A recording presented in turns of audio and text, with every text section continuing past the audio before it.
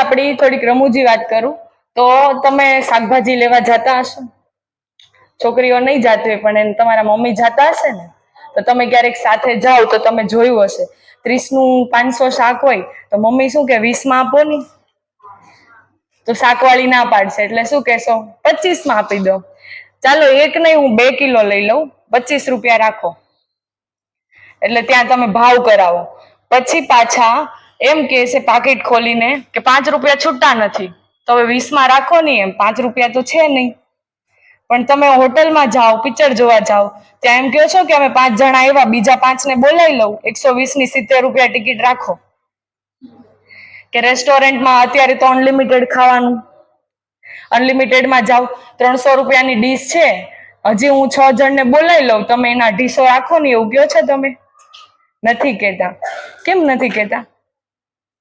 અને ત્યાં 61 રૂપિયા આવતા હોય તો તમારે 50 ની નોટ ખીચામાં હોય એટલે બીજા 11 રૂપિયા ઓનલાઈન પે કરવાના.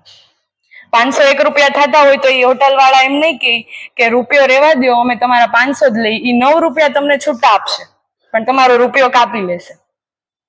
એટલે આ છે ને એક બોધ મળે આના પરથી કે આપણા દેશમાં ગરીબી ગરીબ જ રહેતા જાય છે ને અમીરી અમીર જ થતા જાય છે. બચ્ચનને ઓળખો બધા? અમિતાભ બચ્ચન પેપ્સીની એડવર્ટાઇઝ કરતા હતા, પેપ્સીની એડવર્ટાઇઝ કરતા હતા, તો એને અચાનક ના પાડી દીધી કે હવેથી હું પેપ્સીની એડવર્ટાઇઝ કરીશ નહીં, તમે ગમે એટલા રૂપિયા આપો, મારે એડવર્ટાઇઝ પેપ્સીની કરવી નથી.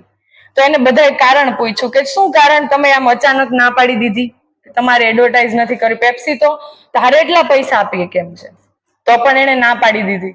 તો અમિતાભ બચ્ચને શું કીધું ખબર? મને નાની છોકરીએ એમ કીધું કે અંકલ તમે જાતે રહીને શું કામ અમને એમ કહો છો કે ઝેર લ્યો ઝેર લ્યો, એમ તમે જાણી જોઈને ઝેર શું કામ વેચો છો? એ વાત મને બહુ દિલમાં લાગી ગઈ ને એટલે મેં એડવર્ટાઇઝ કરવાનું બંધ કરી દીધું. આવું અમિતાભ બચ્ચને જવાબ આપ્યો. એટલે જ્યારે તમને સવાલો થશે ને ત્યારે જ સામેવાળો માણસ એમ ખબર પડશે કે હવે લોકોમાં જાગૃતતા આવી છે, આપણે આ સવાલના જવાબ દેવા જ પડશે.